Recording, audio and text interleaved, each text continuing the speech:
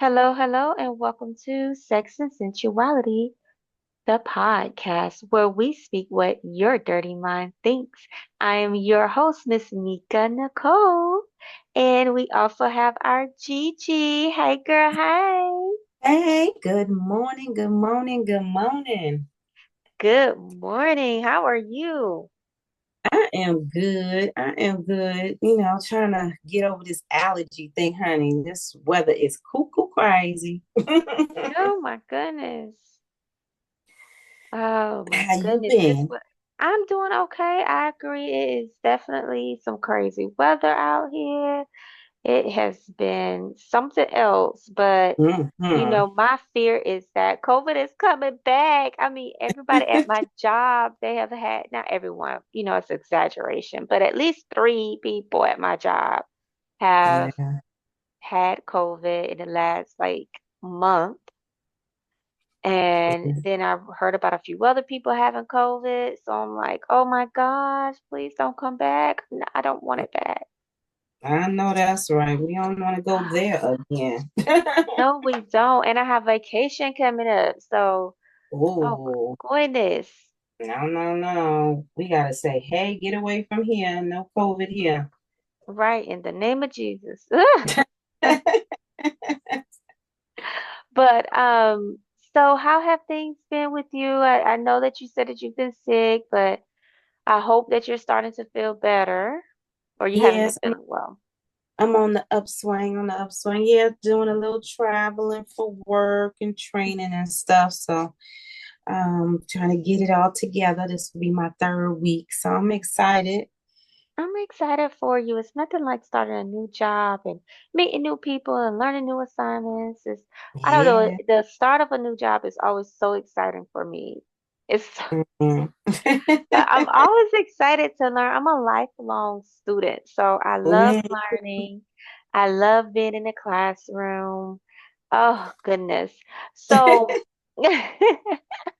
okay, so today, well, let's just recap. Last week, or 2 weeks ago, we had a letter, and our letter was about communication. So Yeah. this letter is also about communication, but communication in a different way. Mm, So you let's tell get, that. I know, right? So this one says, I am reaching out to seek your advice on a delicate matter that I have been struggling with in my relationship. I have been feeling sex deprived and unsatisfied in my intimate life with my significant other, and I am Mm, unsure of how to broach this topic without hurting his ego. I value and care deeply for my partner, and I want to address this issue in a sensitive and respectful manner. However, I am concerned about how he may react and how it may affect his self esteem. I would greatly appreciate any guidance or suggestions you may have on how to communicate my feelings and needs effectively. While goodness Lord. Sorry y'all. I don't know why I got tongue tied over this, while also being mindful of my partner's emotions and ego. I want to have an open and honest conversation about this topic in a way that promotes understanding and a positive resolution for both of us. mm. Mm. What are your Ooh, initial thoughts, Gigi? Because you're like, because I was thinking while you were reading that, that's normally one of the touchy subjects in a relationship, right? Because people don't know how the other one's going to respond to them being honest about lack thereof in the bedroom, because you don't ever want to feel like you're hurting someone's feelings, but you want to be as honest as possible because you can't move forward in fixing that situation if they don't know the truth, right? Mhm, mhm. Yeah, So, mhm. being honest, we all say that we want honesty, right? We all say that. I want honesty. I want you to be honest with me. Tell me what's going on. But then when Mhm. you are honest, a lot of people don't accept your honesty as as well as you will hope them to. So it gives the person that wants to be honest, it gives us pause, right? Because we're afraid of that person's reaction. So I just kind of wanted to say this, that we have to learn how to accept honesty, even when that honesty is something that may hurt our feelings, right? So I just wanted to say that. But let's talk about some tips. Um, One of the first tips I have is you want to be clear before you talk to your partner, right? Consider Right. what's causing the dissatisfaction. And then what would you like to change? Those things are important because we don't want to be so honest and be like, oh, I just feel sexually deprived and you're not taking care of my sexual Mhm. needs. And then the partner is looking like, well, what are those sexual needs and what am I not taking care of? And why are you feeling deprived? We need to come to the table with an answer, right? Right. Under with a clear answer and what it is that we would like, to be worked on, or what we feel needs to be changed in that moment. Because if we don't, then we're just kind of running in circles. Correct. It's important that, first of all, we need to understand what it is we're looking for, right? Because Mm-hmm. I would say for myself, like, if for some reason I'm feeling like I'm not getting enough of quality time, right? Because everything doesn't have to be sexual, it could be just sensual, it could be just the intimacy.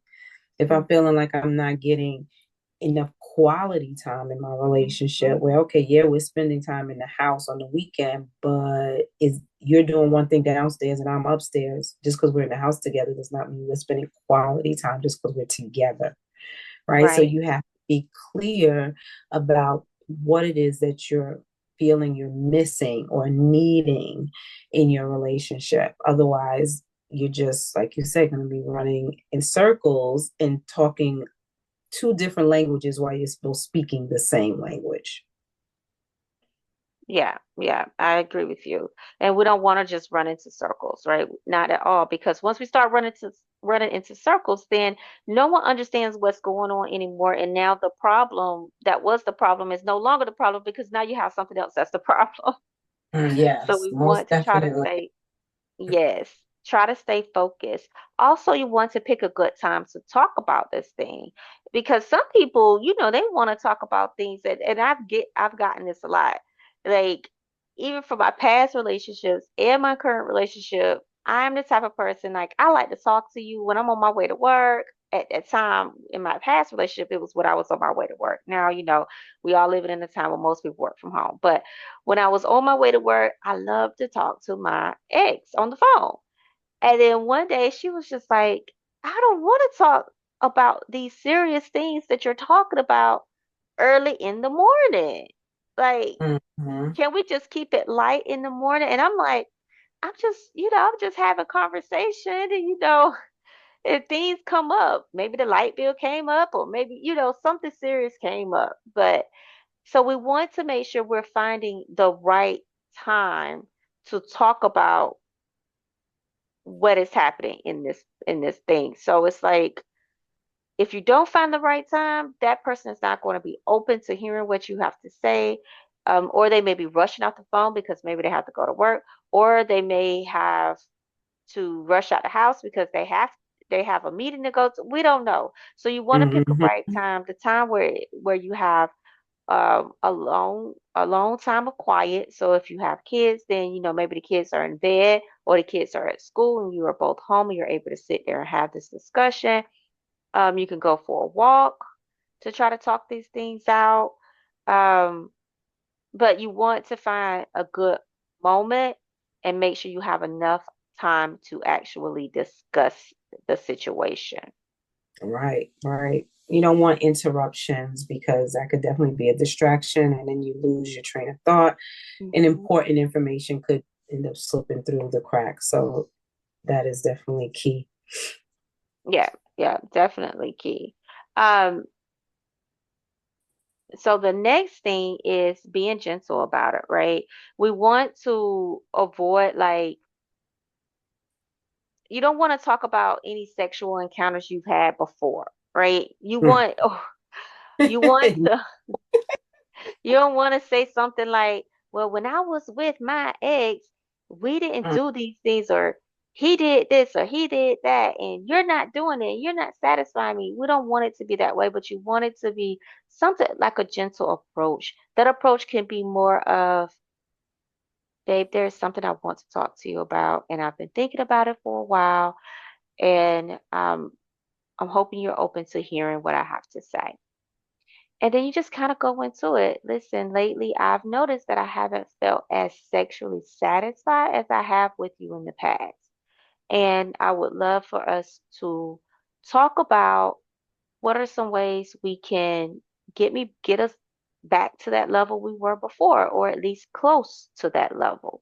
And Mm-hmm. then hopefully that allows that person to ask some questions like, well, why aren't you feeling satisfied? And then you can say, oh, well, I'm not feeling satisfied because I don't know, you used to do foreplay a lot longer. And now that you're not doing it as long, it is causing me to feel dissatisfied, or it's taking me longer to reach my peak because you no longer do foreplay. So just coming up with, again, being gentle about it, talking about it in a way that you're not blaming that person, but Right. you're just telling them what you're missing. What are your thoughts, Gigi? I would say that sometimes, even with gentle words, people can get, I don't know, defensive. Mm-hmm. And we have to be prepared for that, because even in our minds, we could play this scenario out a zillion different ways. And you would always want it to be on the positive. But there could be moments that, even with your gentlest touch and your kindest words, that your partner could take it um, as a slight towards them. But Mm-hmm. don't take that part personal, right? Because you've had time to think this through, to figure out that this is a moment you want to talk about this. This is being thrown on them at the last moment, something they weren't expecting to hear. So you have to also be kind and don't take affront to whatever their reaction may be, right? Just allow them to process, because you've had also the time to process this for yourself. Yeah, yeah, I agree with you on that. That's some good stuff right there. Allowing them time to process, and that is an important point. My mother-in-law had shared with me that what she used to do, they would write down, or maybe write down or say what their issues were, right, to each other, Mm-hmm. her and her husband at the time, and then they would give each other maybe a day or two to read, to kind of think about their own feelings about that, and then to Mm-hmm. respond. Right. So that way, again, they had just as much time to process it Mm-hmm. as anyone else. Yeah. Well, not as anyone else, but as the person who asked the question or brought the issue up. Mm-hmm. So, I think that's a very good point that you just made. Yeah, because I see that to happen in our relationships, even with our friends, right? We bring something to anyone, we're automatically expecting them to react a certain way, not realizing that this is something that's just thrown on them, whatever, good, bad, or different. And you have to allow for them that same amount of grace to take in the information and process it, as much time as it's taking you to finally get the courage up to bring it to the forefront in the first place. So I don't think we take that into consideration when we're having these communication conversations with anyone, right? Yeah, yeah, yeah, I agree. I agree. All right, the other thing is you want to be able to share your feelings, something like the example, like, make sure that you're actually sharing how it feels, or how you're feeling in regards to this dissatisfaction, this deprivation. Because when I'm thinking of deprived, so that means that they're not having sex. Yeah, They're not yeah. even having sex at all. Um, so if they're not having sex at all, then that is it's a deeper conversation to even have in the first place. So it's sharing your feelings about, well, how are you feeling about not, having that intimate connection with your partner, that particular intimate connection with your partner, and how is that affecting the relationship? I Hmm. think that's important to talk about. And a lot of times, and I think you brought this up earlier, intimacy is more than just, right, the sexual part. So Correct. what are you feeling deprived at? Is it hugs, kisses, touch? Is it the actual sex itself? She did say sexually deprived, but we also don't know, what is it, all of the sex that you feel is sexually deprived in, because there's many forms of sex out there, and so we don't know, but being specific makes a very big difference when discussing that with somebody. Hmm. Um, but that's such a sensitive topic in It is. relationships. It Some is.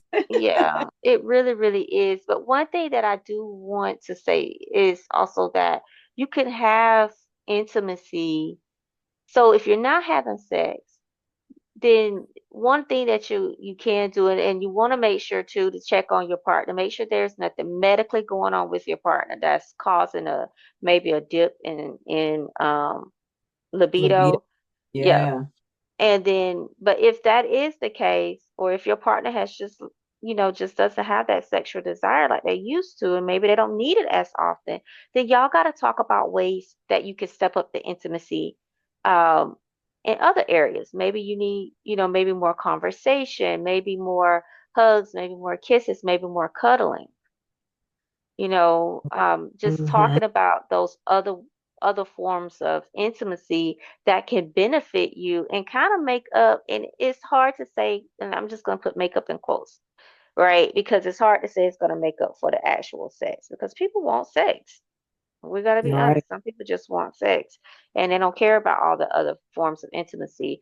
But there are some people that they're okay with, as long as they're getting some form of intimacy from their partner. They're okay with having a little lack in their sexual activity if there is some physical connection in other ways. Yeah, that's so true.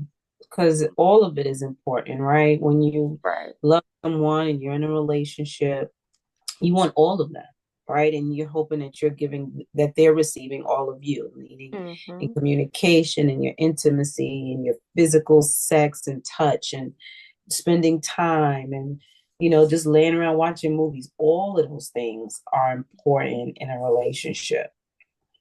Yeah. Yeah. That is true. That is true. And that was the other thing is too, and I'm just gonna kind of leave it at this one, is that you want to make sure too that if none of those other ways of intimacy can work for you, then think about, is sex a deal breaker? Because if it's a deal breaker, then you have to be willing to walk away, Yeah. because we can't we're not you're not here to force anyone to be sexual with you, right? So if they're just not sexually if y'all are just not sexually compatible and nothing else works outside of, maybe if you try counseling, sex therapy, you could try all those things, but if none of those things work at that point, then you have to decide for yourself, is this a deal breaker for me? And if it's a Hmm. deal breaker for you, be willing to walk away and let that person go free. Just know that the next person might be another issue as well. So, and that's where you would hope to be able to go into those communications around sex earlier on so you don't fall into the same trap. Yeah, yeah, yeah. Oh, when you said that, I was just thinking that same thing. Like, it's so good to have these conversations early, because a lot of people don't. In the beginning, Hmm. our sexual drives are all, for the most part, are always a lot higher, right? Because it's the start of something new. It feels good. We feel this what is it? These hormones are raging a little bit more. We have the feel good hormone just going on in there. So a lot of the times, sex is going to be a little bit more frequent. Um, it's going to be a little better. And then as time goes on, it does kind of drift. down a little bit because our now we're reaching like a homeostasis, right? So Mhm. things are we're looking okay. So that is it's important to have these conversations in the beginning. Like, listen, I have a really high sex drive. If you have a really high sex drive, you need to talk about it. Now, if you don't, I need to know this now. Because like I need Because to know this now.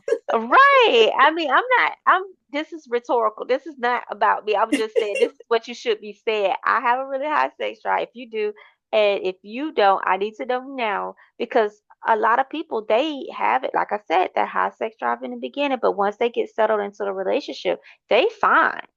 They don't need to have sex as much. They feel content in what they have and they're okay with it. Mhm.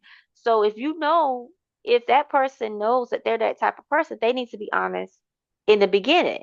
Like, hey, when I Yeah. settle in relationships, I usually don't have sex as much as I do in the beginning, and that's just something I notice about myself.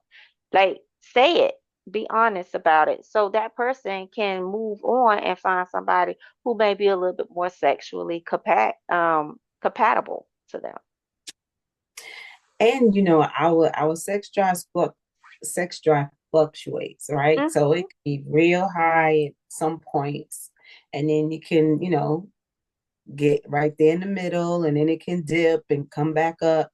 So, again, like Mika said, always communicate that, right? Because when you're not feeling well, when you're going through like even the new job or the loss of a job or a whole lot of things in our life can cause us to be up and down when it comes to our sexual drive. But always being communicative with your partner will make sure that they're not feeling like it's something that they're doing or not doing that is making you feel that way. Yep, yeah, yep. I like that. And again, being honest about like going back to just what you just said about being honest about when you know that once you're in a relationship, you know that your sex drive is dipping a little bit. Talk about it with your partner. Don't wait for your partner to bring it up to you. Talk about it. Hey, I noticed that I don't feel as, sexually driven as I normally do. Mm-hmm. And I want to let you know that, and I want to let you know that I recognize that, and I want us to come up with ways that I can help bring some intimacy to your life so that you're still satisfied. I want to find a solution for this. Yeah. So, all right, girls. So let's move on. I hope Oh, that helped. That was it for our segment on the letter. Now we're gonna move on to your news hour. How are things going in the news land? let's see what we got. Well, this week starts the Democratic National Convention. I mean, I know some of y'all may have watched the Republican. Boy, that one was a hot mess. When you talking about who they had on there, Kim Rock, and they had what is her name? That chick that was on there. Lord have Girl, mercy. listen, I'm not even gonna lie to you. I did not watch it. Mm-mm. So I'm not Amber lying. Rose. She was on there talking about how she was a Democrat at one point, and then her daddy started telling her stuff, and she never listened, and now she's all for the red hat wearing Trump. Child, when she Oh, said you that, mean I fell out. Amber Rose? Amber Rose, that's Oh, okay, all. okay. And I'm thinking, how did you go from a woman wanting other women to be? Remember how we spoke about in the past how she had the what was the thing that she had going on when she wanted women to be okay or the slut walk, right? About being okay in your Mhm. body, that you should be able to wear what you want and not be shamed and not be sexually assaulted by men or women because of how you walk. To now signing with a group who feels like women should never have the right to their own bodies. I'm thinking that is so different than you were a few years back, Amber. But okay. Well, we all know that people change and they have the right to change. Mm, But it sounds drastic. It does sound yes, drastic. very drastic. But on this note, this time I'm looking forward to seeing what the Democrats are going to bring to the table. I think President Joe Biden is supposed to speak today. They're supposed to honor him in his 52 years in government. Wow, that is almost as long as I've been on this earth. And that is amazing. All the things that he has done. He said he is the most transformative president ever with all the things that he has been able to bring to the forefront and do for people over these few years since he's been with Obama, with ex-president Barack Obama and his own presidency. So to be able to see where Vice President Kamala Harris is going to take it now that she has picked up the baton, I'm very excited. The energy that is definitely out there now, it is definitely a different, totally different energy, totally different. And I'm looking forward to, I've been part of doing some phone banks and getting on there. I'm ready to hit the streets, do whatever needs to be done for us to not be a part of this 2025 nightmare that they have going on. And I've just started printing out all the pages and going through. So as we continue doing Facts Don't Care About Feelings segment, I will be reading some more into the 2025 agenda from the Republican Heritage Foundation. So, but right Okay. now, we'll be seeing what's going on with the Democrats this week. That sounds good. Thank you. Thank you. And you're right, y'all. Listen, we are working on a new format this year, right? And you're right, Gigi. It's called Facts, not what you said. Facts don't care about feelings. Facts I'm don't care. so sorry. Facts don't care about feelings. Okay, so our next story is on. So I don't know if you all watch Fatal Attraction Mm-hmm. or or For My Man. But this is our love kill segment, y'all. We're gonna wrap it up with this. So on I do commentary on For My Man and Fatal Attraction. So my most recent episode that I did aired on Wednesday night, last Wednesday night. Y'all could catch me on the episodes, but it was season 8. Let me see, it was season 8, episode 13, I think. Let me check All because right. yes, but y'all, the story, let me just tell y'all, this story was something else. Um, What was it about, girl? Come on, tell me, because I'm gonna have to catch up.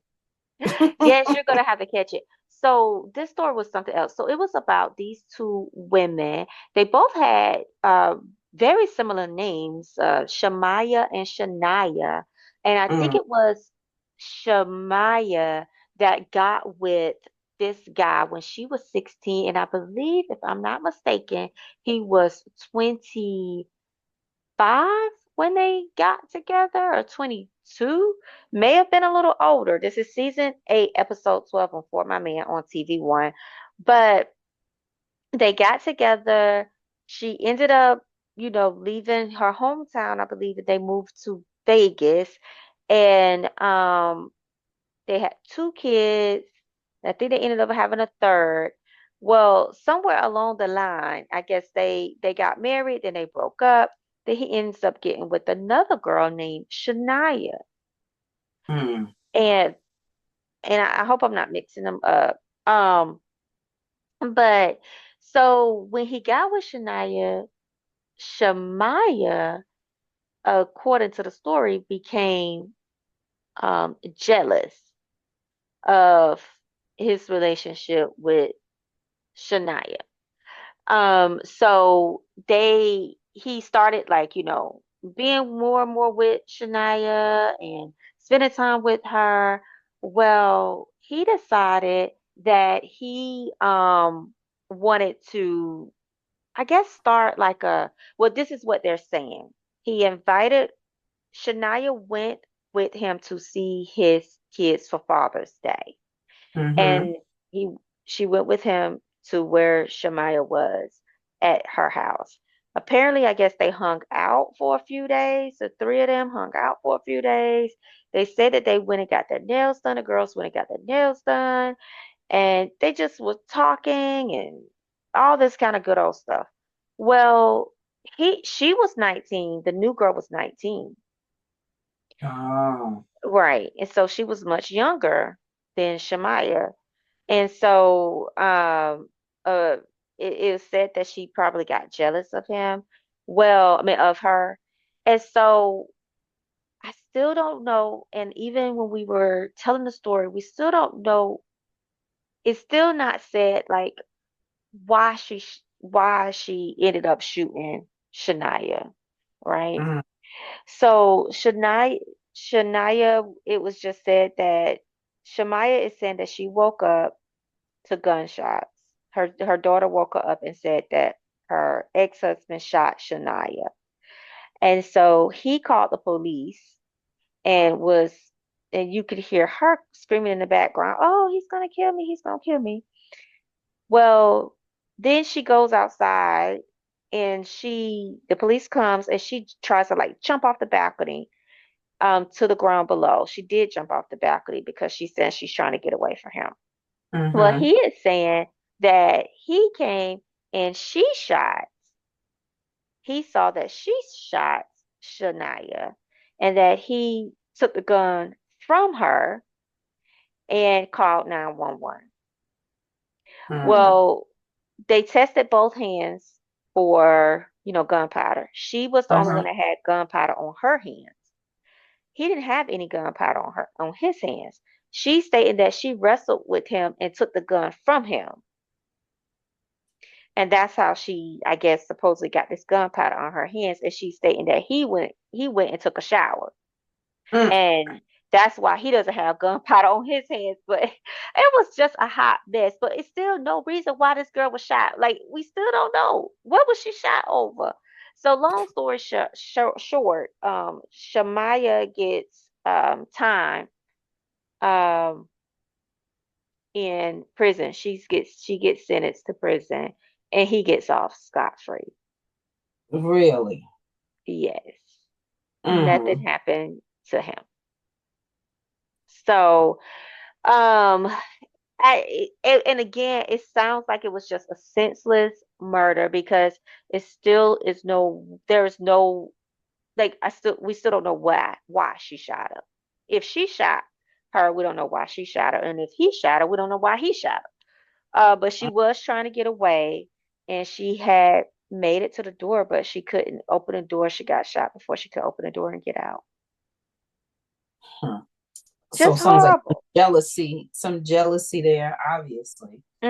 Some jealousy there. And then it was said that he was trying to do a threesome between the three of them, and that could have sparked it. I don't know. I don't Right. It know. sounds real. So were they all living together? This would sound strange. Girl, now I really have to It, watch this right. Y'all gonna have to watch the story, right? Because it is just as confusing thing. as I'm telling it to y'all. Listen, listening to it is kind of confusing too. But yeah, you're going to have to watch it. They weren't living together, no. He was visiting. He said that he was visiting the baby Mm, mama, Shemaya, and he brought uh-huh. Shania with him. And I guess somehow they were there for a few days. Mm. But he was visiting for Father's Day. But the mom was on there to tell a story. And again, I just, to me, I feel like he should have been charged with something. I mean, he had at this time, I guess, had to be what in his 30s, maybe 40s, because they had three kids. He met the first girl when he was in his 20s and she was 16. Now this girl is 19. So Mm. it's something need to be done with him talking to these young girls, in my opinion.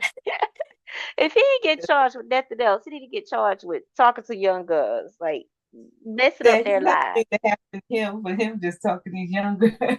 Right. Hmm. Anyway, y'all, that was our story for today on Love Kills.